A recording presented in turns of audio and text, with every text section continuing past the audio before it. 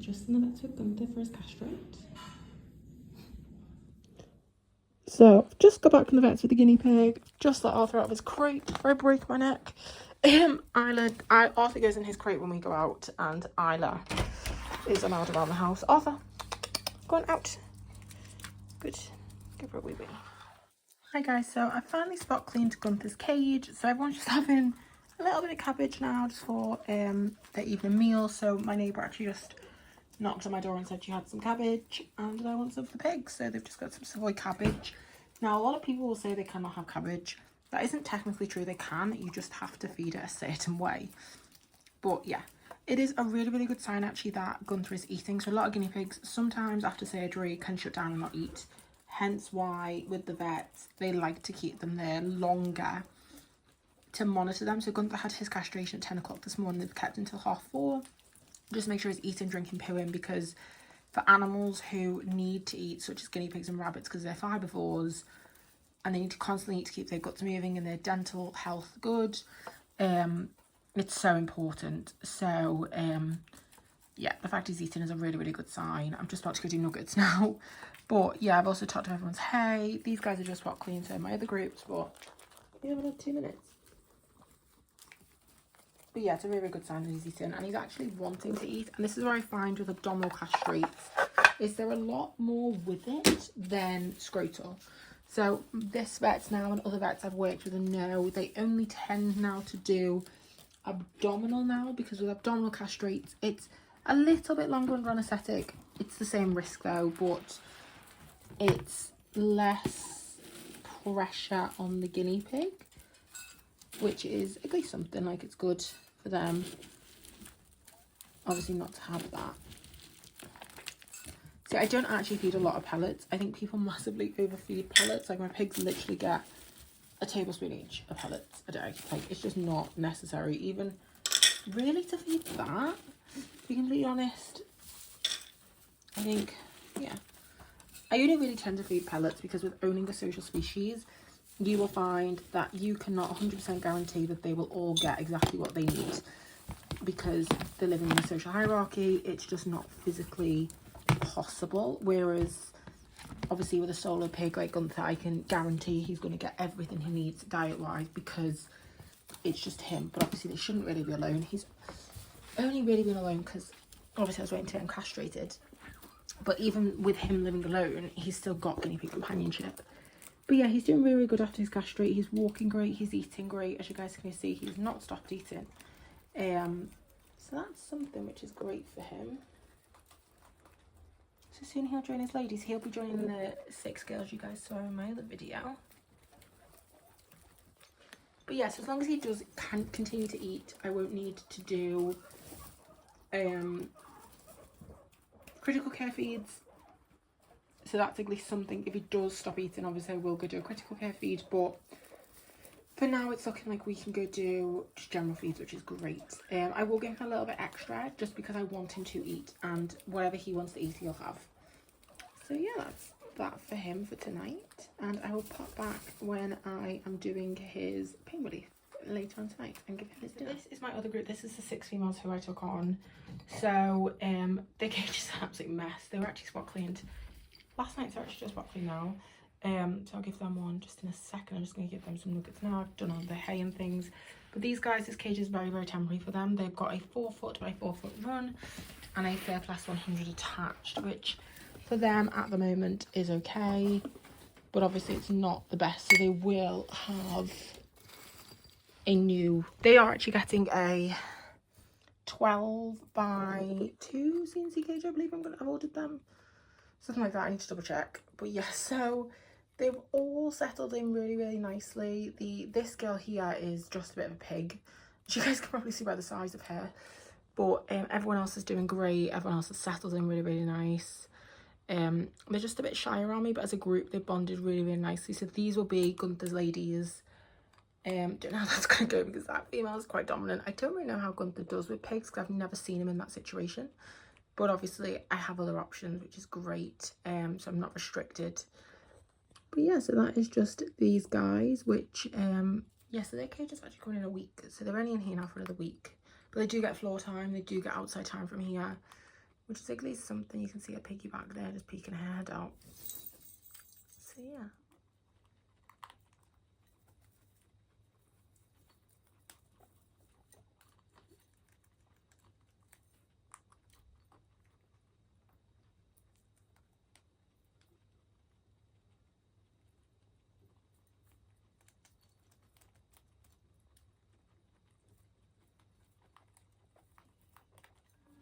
So I've just popped Arthur back in his crate.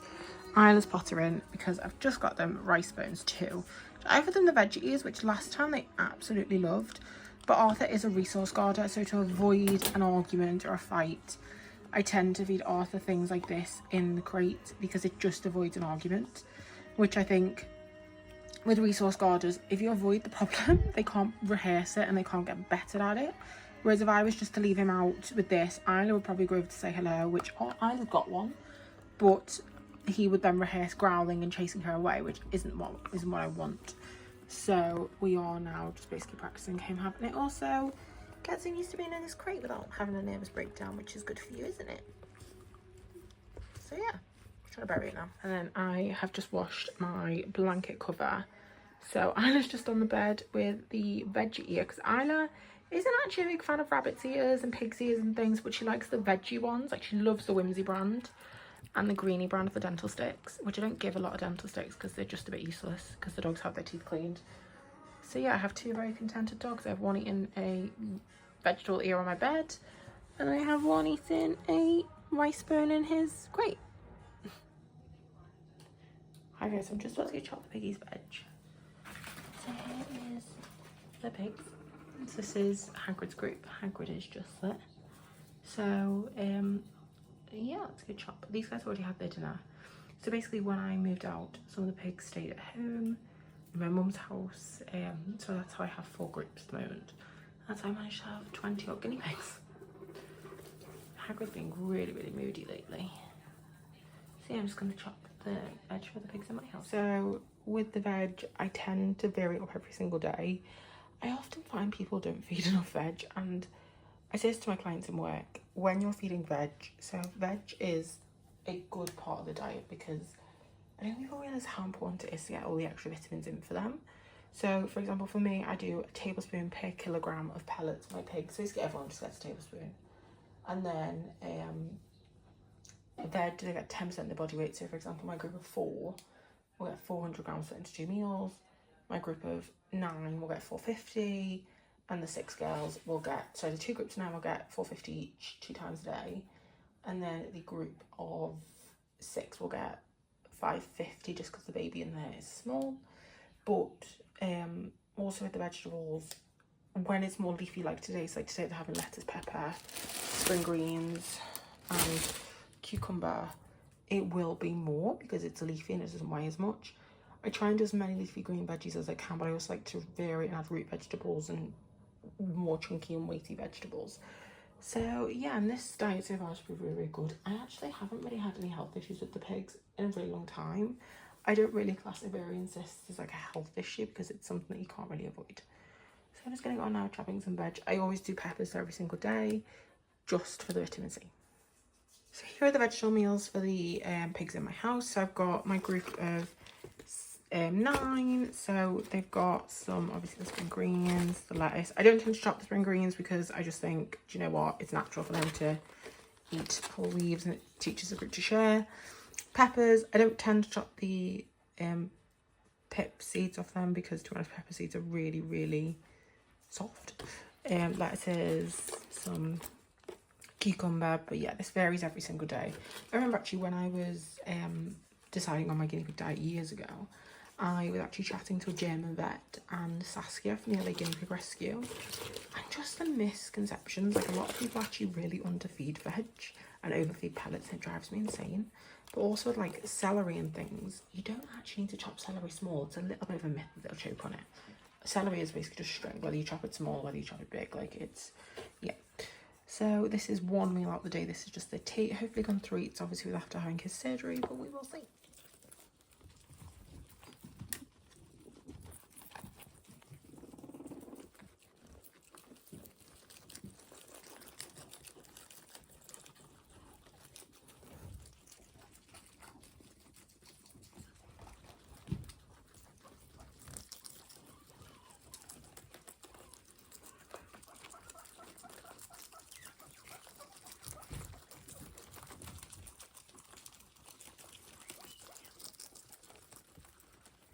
Here's Mr. Gunther. He is just about to get his Loxicom. He is on 0.2, which hopefully he takes this. Some pigs love this stuff and some pigs hate it. I have a feeling he's going to be difficult about it. So I might not be able to film this with one hand. So I'll just show you guys his stitch super quick.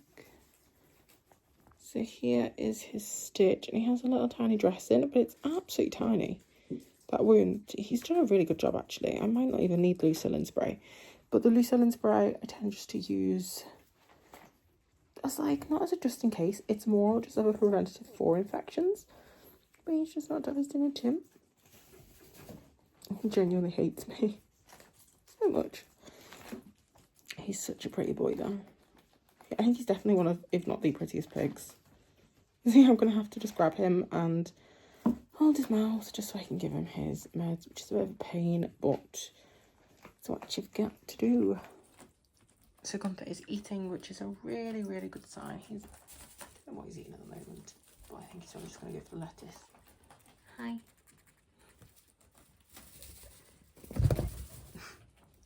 So yeah, he's just having some dinner at the moment. He looks so scruffy. He will have a litter tray back in a few days, which is, I can't wait for, because I hate having just a pile of hay in the cage. It tends to drive me a little bit potty, because they just drag it around and make a massive mess. Whereas with this, at least I've got the hay contained in a Fair Plus 120, which is perfect for them as a litter tray. I've got some veg for the hamster too. But these girls are having a really nice munch. I'm going to go through all my females actually today, only just because I have a surgery booked on Friday. And I'm just going to kind of see whose nipples are looking a bit crusty, if anyone's looking like losing any hair. Because I'm like, if I need to get anyone spayed, just do it whilst I'm getting someone done. So yeah, Mr. Gunther's just having a nice little munch. Here's Miss Pippin and Martina.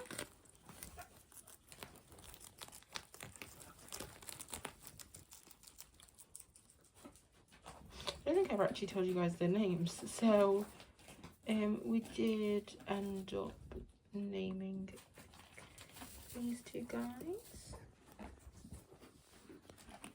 I still completely haven't had time to do this swat cleaner. I'm not gonna lie, guys. I've had 2 minutes today. So that girl over there is called Alice. She is lifting my leg on a few months ago. Obviously, I have Mr. Gunther. Do it clean.